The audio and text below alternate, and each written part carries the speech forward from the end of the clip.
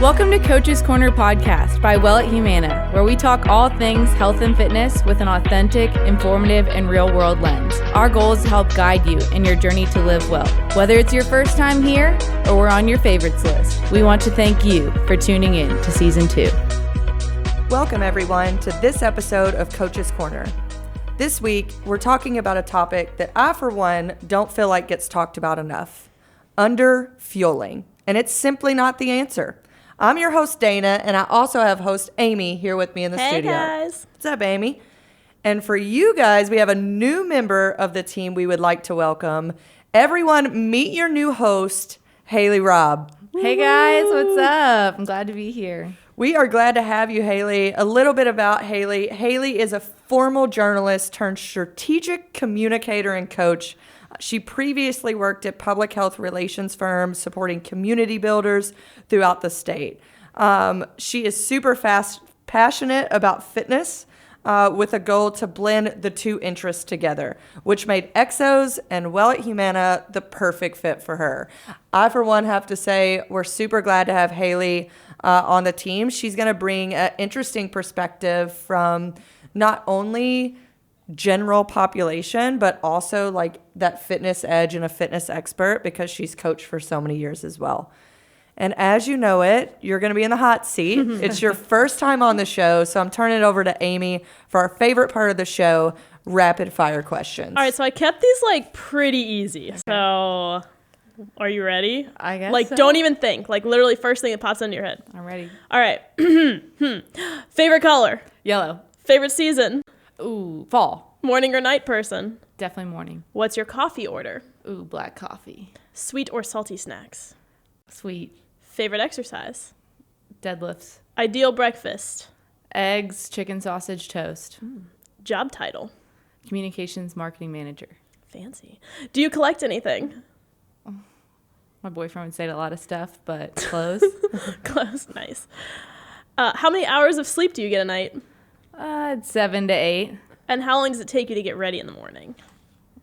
An hour to 2 hours. What? What do you do? I gotta have a nice slow morning, enjoy my coffee. Oh, wow. I am racing to the finish line. Are you a morning or night shower?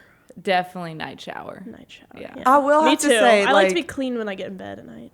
Yeah. Sometimes I do both. Like I'm very clean. But I have to say, Hayley has a full head of hair, like just a mane. So it probably takes a little while to get that done. Whole night's rest. Yes. Okay.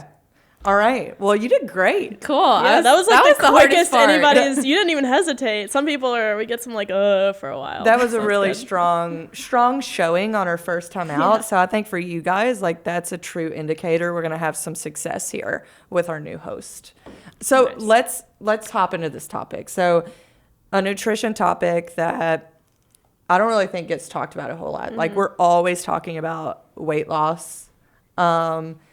Last time we talked about pre and post nutrition. If you haven't taken a listen, go back, listen to that episode. It's more fantastic. Performance too. If you have special performance goals, that'll be kind of like how to get there. Yeah, exactly. Very specific on like pre and post. This though, under eating, under fueling. Well, it's just really not the answer for overall health or weight loss. Right. So I think where we start usually every episode is like, what do we mean by under fueling when it comes to nutrition? I think another question in there is like, why do we call it fueling instead of like under eating? So like, let's answer the first one first. Like, what do we mean by under fueling when it comes to nutrition? Like, Hayley, what would you say to that when someone asks you? Well, I think of it like a car. I was this morning when I was driving in, like, how can we put this into an analogy? But like, you can't expect your car to run if you don't properly fuel it. So I think that eating needs to be treated the same way. We need to think of ourselves as Olympic athletes, and we need to think about what we're putting into our bodies to make sure we can just get through the day, right? That doesn't even think about exercise. Like, we're just trying to stay productive. I think everyone too, like a little bit what Hayley said in regards to energy. Like, everyone only thinks energy is expended when you're training.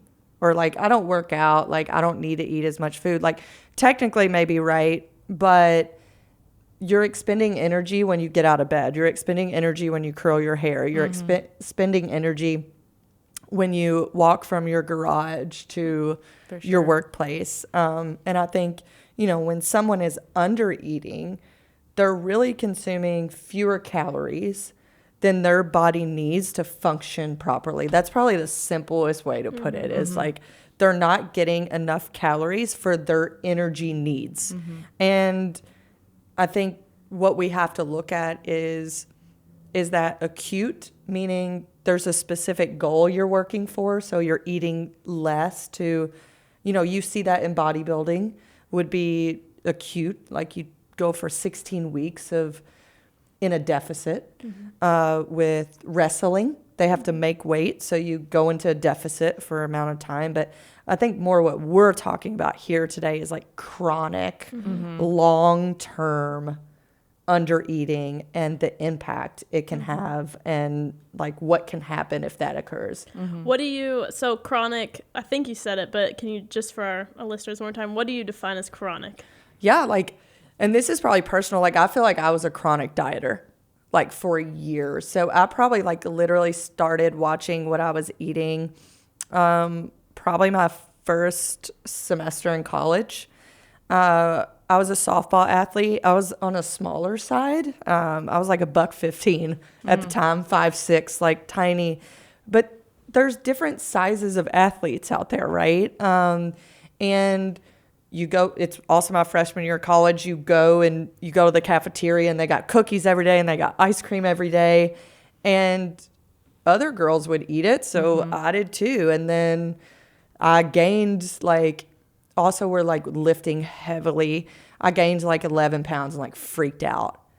And I think like I've dieted literally since then. And you have to think about that.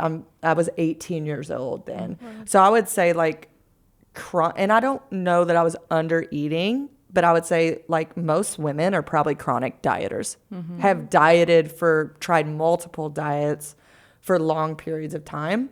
I do think there was a time where myself, like I was under eating for like more than a 16-week window, more than like 3 months. If you're in a complete deficit and you're just continuing and continuing and continuing to be in a deficit, like eventually that's chronic under eating, and your body's not going to perform optimally because there's severe impact on,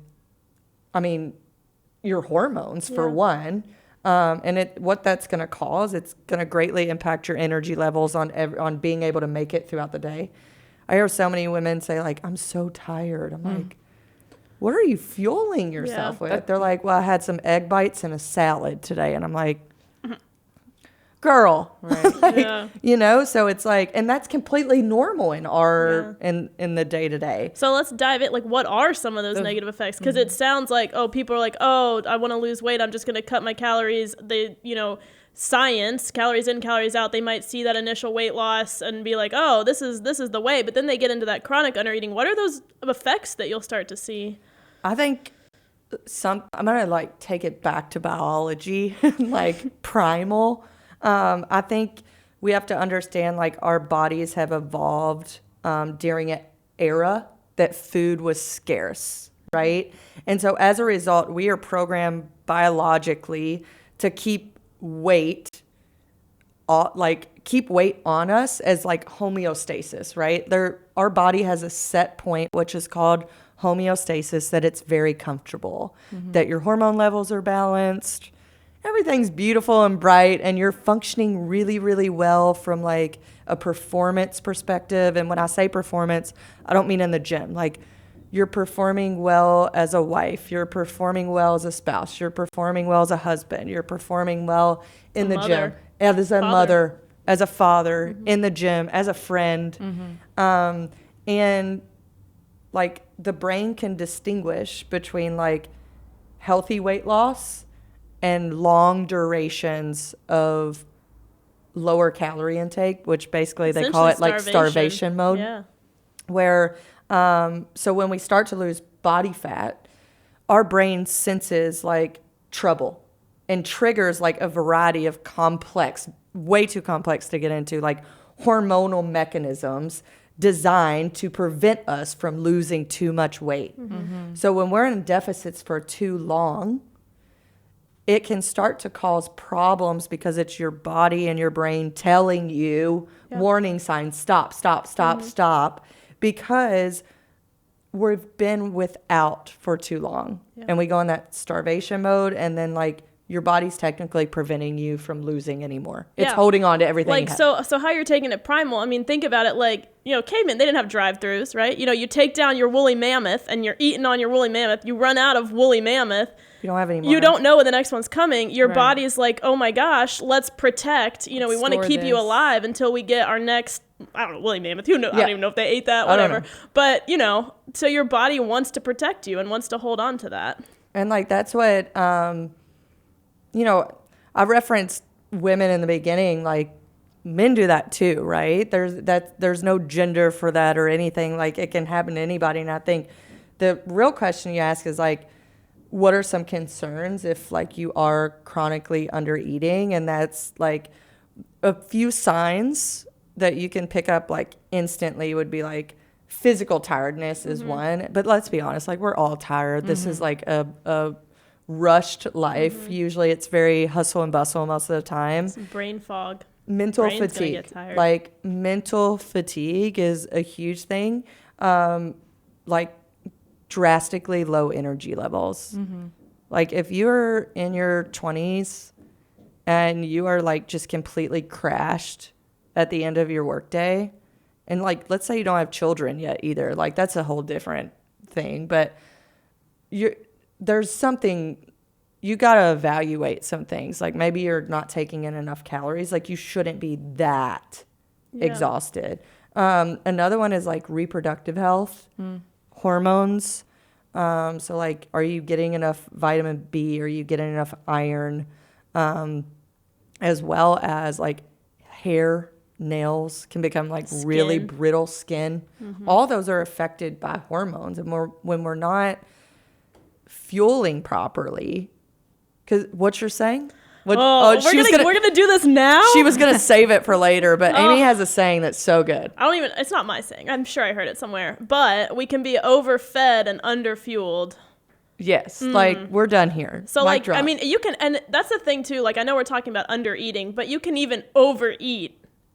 And not have the nutrients that your body needs. Yeah, 100%. It's like making sure you have a colorful plate and things like that. What we're getting into now is like making sure every calorie counts, right? We're not just putting down some Twinkies. I can't tell you the last time I had a Twinkie. I don't think they used to be really good. I used to have them as kids. I'm more a zebra cake girl. Oh, okay. But like, it's the same thing, right? You can try to eat like a low calorie diet by eating 1 meal a day, right? But you're underfueled and underfed at that point. But I think, for long periods of time, that's where you're going to start seeing the impact of things starting to happen to your body. I mean, a big signal is losing your menstrual cycle. Also, reproductive health is directly correlated to that. So that's a telltale sign, like almost immediately. I've been in that state. It was definitely in my bodybuilding years, and that's to be expected. But now that I look back on that, I'm like, that's so unhealthy. Like, and it wasn't that I ever thought it was healthy. I didn't. So I don't want to give that misconception. And I was doing it for a short period of time for a specific reason. But now, with social media, things like that, people want like that 6-pack ab look all year round, and like they have no idea what someone on the other end is doing to attain that. Right. I think too. So for people that are wanting to lose weight, that need to lose weight, let's say, that a calorie deficit, that is science. Like you need that. If you are like, for example, like I'm 5'6", if I'm eating like 3,000 to 4,000 calories a day, yeah, I could probably stand to cut that back a little bit, Yeah. you know? So how would we find that sweet spot? Because obviously if you dip too low below your basal metabolic rate, that's when you get into those issues. That's when you get into underfueling. That's when you're not getting your nutrients. But it is beneficial for some people to be in a bit of a deficit if they do want to hit those weight loss goals. But how do we do that in a healthy, sustainable way? Yeah, I think you always hear like coaches say like, oh, you want to lose weight, like you need to be in a deficit. You need to be in a deficit. And it's like, first of all, what the hell does that even mean? And a deficit is probably, it's still eating probably a lot more than you think. 100%. Like a healthy deficit. Like that's a thing. Yeah. And I think the problem is though, like, is no explanation, like just understanding of like, oh, they know this. Like, who doesn't know what a deficit is? We know what a deficit means in general, but like when we're talking about a caloric deficit, it's like, well, I don't even know what's normal for me to intake. So what is going to be my deficit? Yeah, so like they have no idea. And then a lot of times you have shitty coaching and it's individuals that have done this and it worked for them. So they're going to share what they did and they have no educational background on what's happening at the cellular level, what, like, they don't have a clue. And then you also get into those apps, like, you know, anyone can just go in the app store, download MyFitnessPal, Lose It, whatever, those weight loss apps. You put in your goal weight. You might not have any conscious idea of what a healthy amount of weight loss over a specific period of time is. So you're going to plug in the app. Yeah, I want to lose 50 pounds in a month. And then that app is not going to police that at all. They're not monitoring that. So they're going to say, oh, well, to do that, you're going to eat 500 calories a day. And Have y'all used many? It's math. It's not taking into consideration the health human? or the person or anything. Yeah. Have y'all used many apps? Yeah, and I'm a big proponent of mindful eating. So 8 app is I went and looked it up. This is just an app where you take pictures of every meal you eat. So it's not tracking calories or anything, but at the time that's what I needed. I just needed to know what was on my plate, you know, not what was in the food. Yeah. And I think that's really important too when talking about goals, like knowing what's the best system for you. And there's so much power in knowing what you're eating. So like talking about maybe what a cup of rice looks like, but also knowing what's in that cup of rice, like that, there's just so much power in that you're not just like blindly eating what an app tells you to do or maybe what a coach is telling you to do, but now you have the power to know like, here's what I need, here's how I feel after I eat this certain food. So it's making sure we're making smart decisions too. And I promise I'll answer your equation because I got some numbers for y'all, but I want to hit on this first. It's like, and it's what you said with like mindful eating, emotional eating. Like, I feel like individuals that, and we're talking about, again, like underfueling, it's not the answer. We're talking about long-term. I feel like it becomes behavioral and it's really, really difficult to change that. Yeah. I mean, think about this for a moment. Like if you go to a coach and you're sitting there and you're in your first consult and you get, let's say, a registered dietitian, because that's who you should really be going to with nutrition specific questions. And to say, you know, I've been eating, let's just say like 5'6", 130 pounds. I've been eating 1,500 calories. We'll get to the numbers later, but that's a deficit. That's under what their maintenance would typically be. And you know, I've ate this way for 10 years. That's really going to be hard for that registered dietitian to convince me to eat 2,000. When realistically, guys, that's only 500 calories.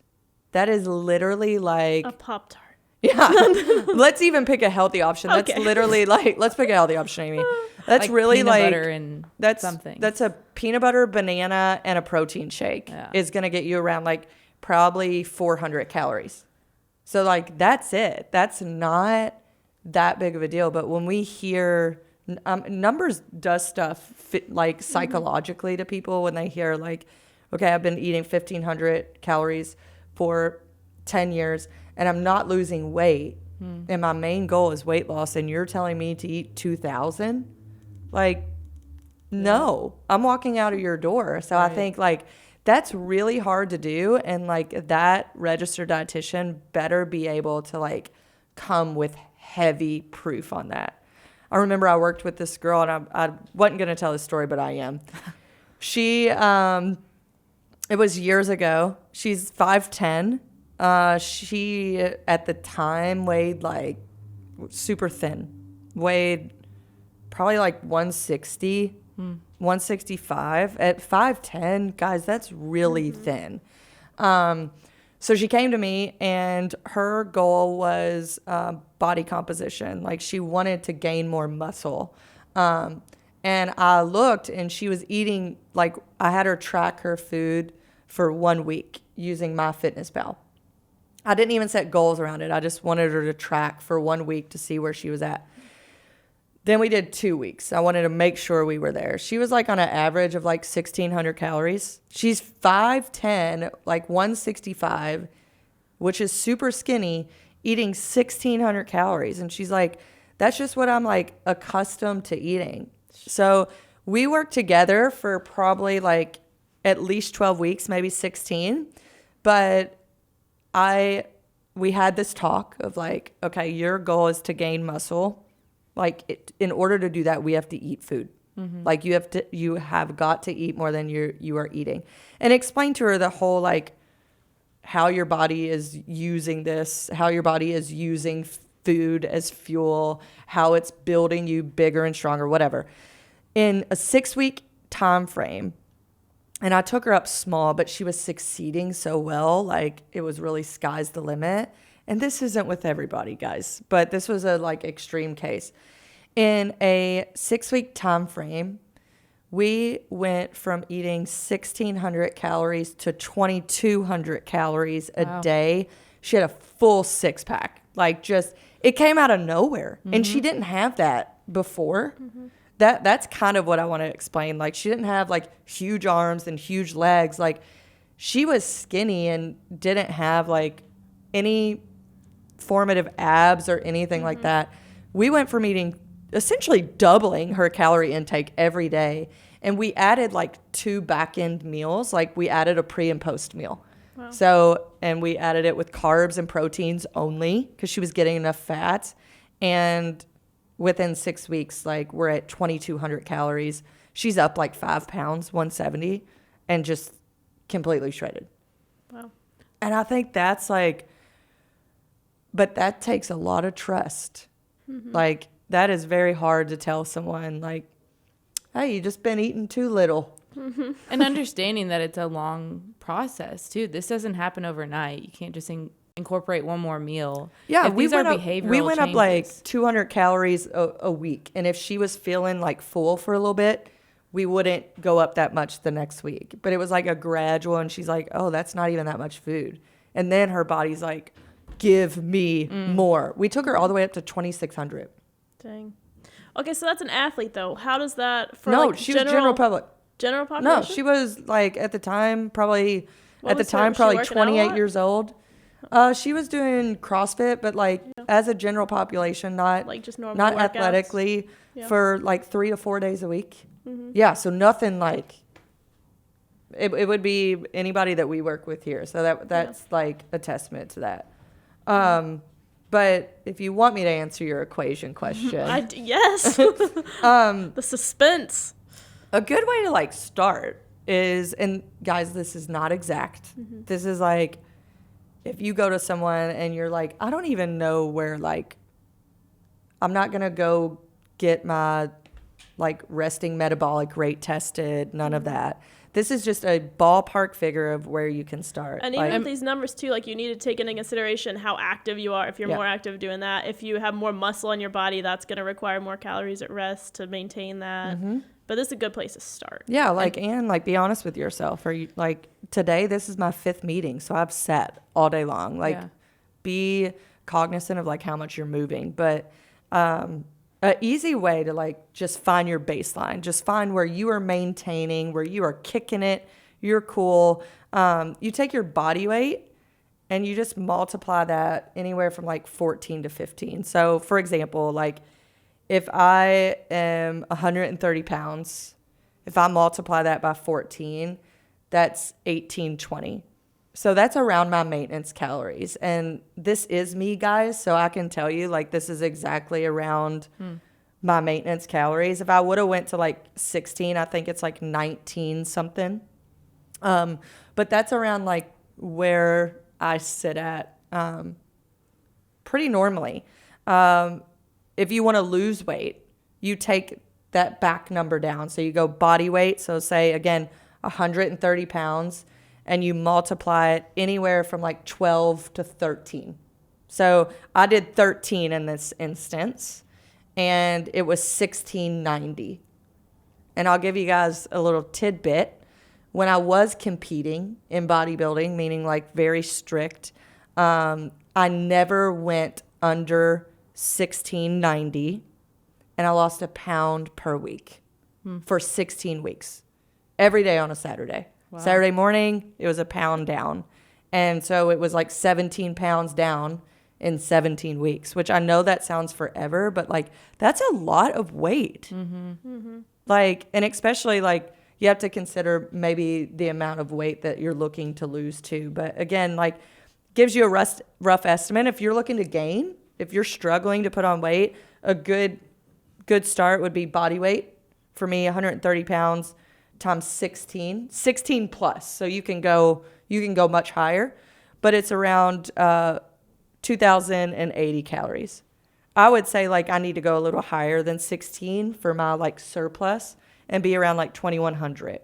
But multiplying between 14 and 15, that's going to be the maintenance numbers? Yeah, that's around your maintenance. And again, it could go like 14 to 16. I think it's like trial and error, right? And mostly like how efficient is your metabolism? And like, knowing where you feel the best as well. I know that for me personally, like where I sit right now, I would think this is a little bit heavier than where I'd want to be, but I can perform throughout the day.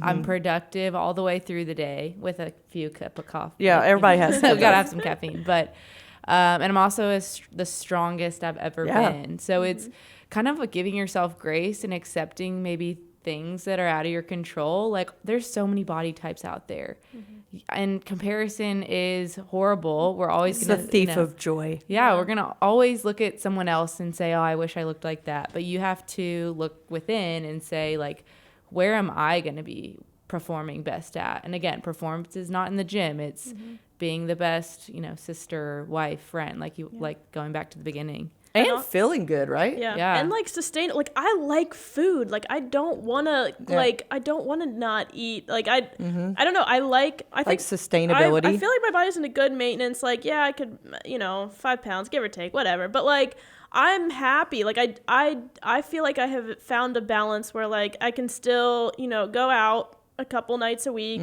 eat out.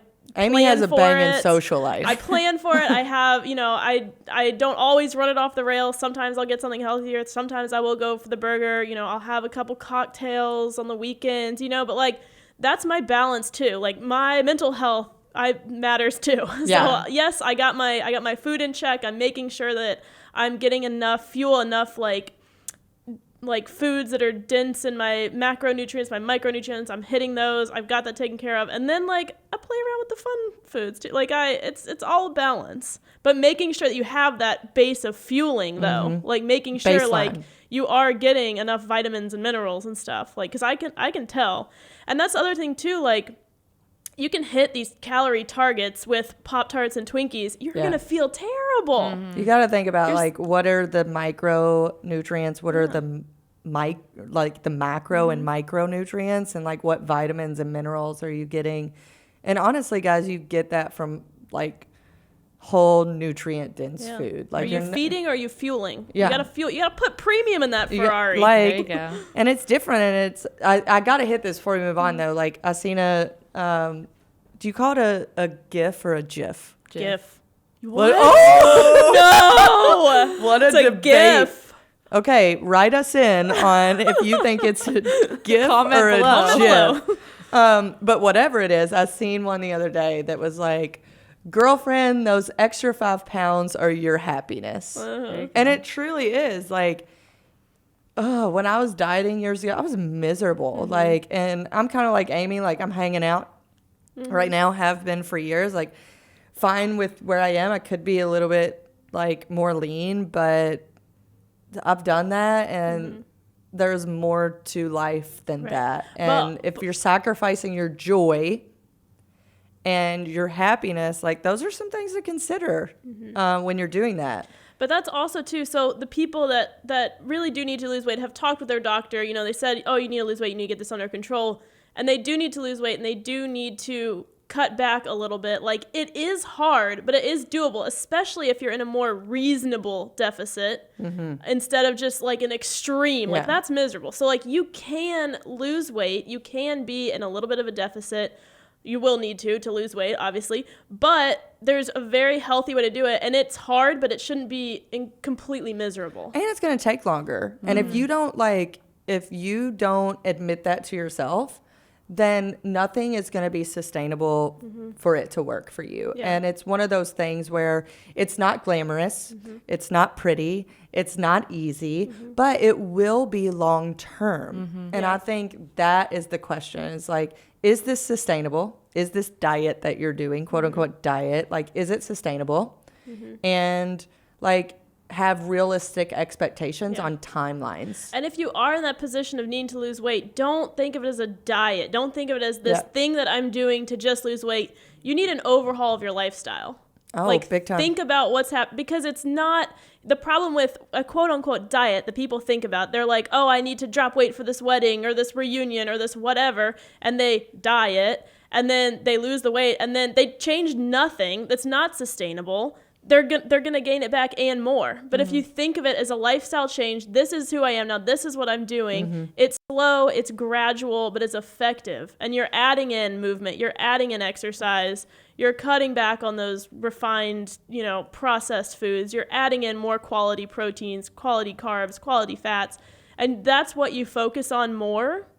That's gonna be the best thing in the long term. So, yeah, and even if you are like, if you're under eating, like if you're, the chronic undereater that we've been talking about, and you're listening to this and you're questioning like, well, I don't even know how to come out of this, like without just blowing up like a balloon. Like, I've been eating, I'm 5'7", 140 pounds, and I've been eating 1,200 calories for 6 years. That's a long time.